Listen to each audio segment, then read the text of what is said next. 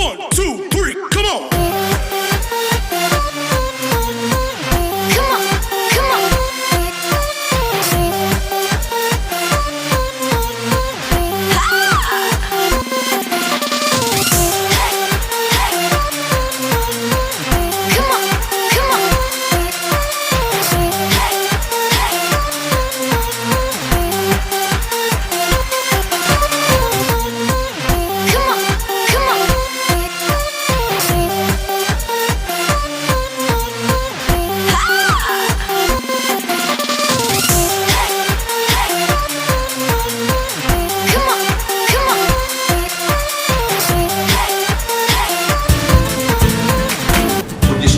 Kita panjatkan kehadiran Allah Subhanahu wa Ta'ala.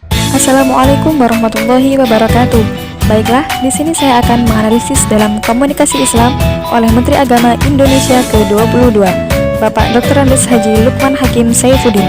Bersama saya, Yuli Kartikasari. Simak berita selanjutnya. Sebelum kita mempelajari tentang komunikasi Islam, mari kita kenal terlebih dahulu siapa Dr. Andes Haji Lukman Hakim Saifuddin sebenarnya. Dr. Andes Haji Lukman Hakim Saifuddin lahir di Jakarta 25 November 1962, adalah Menteri Agama Indonesia ke-22 yang menjabat sejak 9 Juni 2014 di Kabinet Indonesia Bersatu II dan kembali menjadi Menteri di Kabinet Kerja sejak 27 Oktober 2014 sampai 20 Oktober 2019.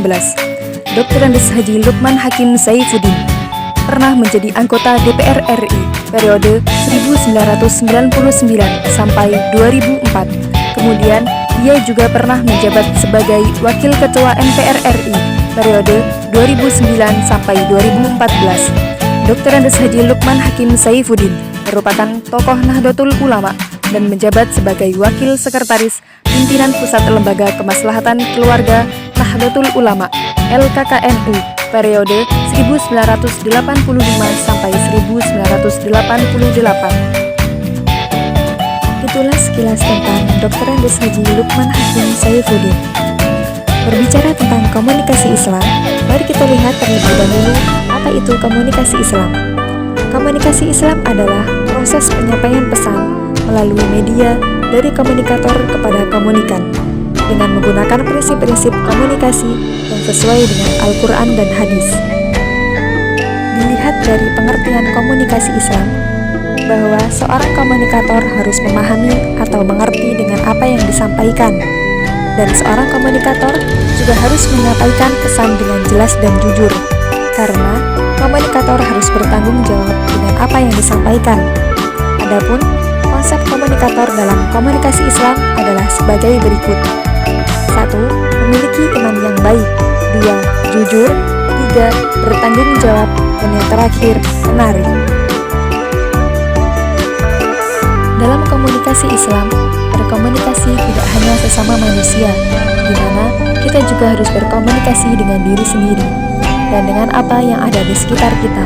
Contohnya seperti hewan, tumbuhan, bahkan makhluk yang tidak bisa kita lihat atau makhluk halus. Karena tanpa kita sadari, berkomunikasi dengan diri sendiri dan apa yang ada di sekitar kita itu sangat berpengaruh dalam diri sendiri dan apa yang ada di sekitar kita. Adapun sasaran dalam komunikasi Islam adalah sebagai berikut. 1. Antarkomunisi, yaitu di mana berkomunikasi dengan diri sendiri. 2. Komunikasi dengan orang lain, seperti individu, publik, massa, dan masyarakat. 3. Komunikasi vertikal, yaitu komunikasi antar manusia dengan Tuhannya. 4. Komunikasi manusia dengan hewan. 5. Komunikasi manusia dengan tumbuhan. Dan yang terakhir, komunikasi manusia dengan makhluk halus. Dapat kita simpulkan dari pengertian komunikasi Islam, bahwa komunikasi Islam memiliki prinsip sebagai berikut. 1. Salam. Sebagaimana komunikator harus mengucapkan salam terlebih dahulu sebelum memulai komunikasi. 2. Berbicara dengan lemah lembut. Dalam surah At-Thaha ayat 43-44, sebagaimana dalam berkomunikasi harus dengan cara yang lemah lembut, dengan tutur kata yang baik atau dengan sopan. 3. Menggunakan perkataan yang baik. 4. Menyebutkan hal-hal yang baik dengan komunikan. 5. Menggunakan hikmah dan nasihat. Dalam surah An-Nahl ayat 25, seorang komunikator harus memberikan hikmah dan nasihat kepada komunikan. 6. Berlaku adil. Dalam surah Al-An'am ayat 153, seorang komunikator harus berlaku adil kepada komunikan, tidak memihak dalam satu pihak. 7. Menguasai bahasa dan isi pemikiran komunikan. 8. Berdiskusi dengan baik. 9. Terlebih dahulu mengkomunikasikan yang akan dikomunikasikan, yaitu komunikator terlebih dahulu melakukan apa yang akan disampaikan kepada komunikan. 10. Berdoa sebelum memulai komunikasi. Baiklah, itulah sekilas tentang komunikasi Islam. Adapun analisis komunikasi Islam oleh Menteri Agama Indonesia ke-22, Dr. Andes Haji Lukman Hakim Saifuddin adalah sebagai berikut.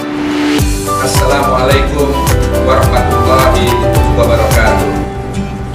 Kaum muslimin dan muslimat yang berbahagia, para pemirsa di seluruh Indonesia, puji syukur kita panjatkan kehadiran Allah Subhanahu wa Ta'ala yang selalu menghadirkan rahmatnya di setiap ciptaannya, menghadirkan asmanya dalam kalbu hambanya, dan mempertemukan kita semua dengan bulan suci Ramadan. Bisa kita lihat dari pidato Dr. Andes Haji Lukman Hakim Saifuddin bahwa beliau telah menggunakan prinsip dalam komunikasi Islam, yaitu dengan mengucapkan salam sebelum memulai komunikasi. Karenanya, marilah kita sambut bulan suci Ramadan ini dengan penuh sukacita, seraya mengucapkan marhaban ya Ramadan, marhaban ya Sahrus Syam, marhaban ya Sahrul Qiyam. Selamat datang wahai bulan suci Ramadan, selamat datang bulan puasa, selamat datang bulan penuh ibadah. Kaum muslimin dan muslimat yang berbahagia, para pemirsa di seluruh persada Nusantara, bulan Ramadan atau bulan puasa adalah momentum istimewa di mana kita bisa menanamkan nilai-nilai kejujuran dan keikhlasan, khususnya terhadap diri kita sendiri. Bulan puasa juga merupakan ajang yang hanya setahun sekali datang. Itulah saat untuk melakukan evaluasi tahunan terkait dengan semua tindakan dan sikap selama 11 bulan yang berlalu, baik penyikapan kita terhadap Tuhan maupun terhadap sesama umat manusia.